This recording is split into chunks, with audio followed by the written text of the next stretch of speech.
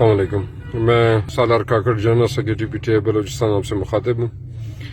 ابھی مجھے اطلاع ملی اس بی سے ہمارے امیدوار صدام ترین قومی اسمبلی کے ان کے ریلی پہ جو ہے نا بم دھماکہ ہوا، 3 کارکنان ہمارے شہید ہیں، 7 جو ہے نا زخمی ہیں۔ میں اس پرتشدد واقعے کی شدید مذمت کرتا ہوں اور اس کی شفاف تحقیقات کا مطالبہ کرتا ہوں۔ اپنے شہداء جو ہمارے کارکنان ہیں ان کے خاندانوں سے تعزیت کرتا ہوں اور ان کے لیے صبر کی دعا کرتا ہوں۔ اللہ ان کے درجات بلند کرے ہمارے شہداء کے۔ جو زخمی ہیں پارٹی کے دوست ان کے ساتھ بھرپور تعاون کریں، ان کے لیے خون کی عطیات دیں۔ یہ معاملات رکنے چاہیے۔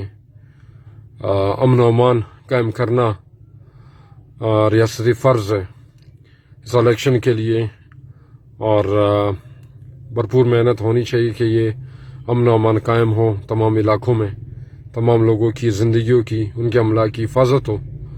تو ہم رنجیدہ ہیں اس واقعے پہ۔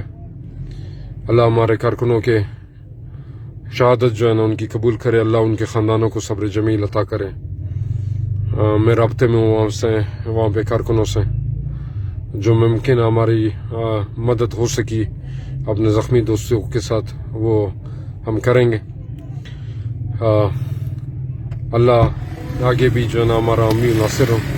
ہم اپنے مشن پہ قائم ہیں اور عمران خان کے نظریات کے مطابق پاکستان کو انشاءاللہ فلاحی ریاست، ایک اسلامی فلاحی ریاست بنانے کا مشن جاری رہے گا۔ پاکستان زندہ باد۔ شکریہ۔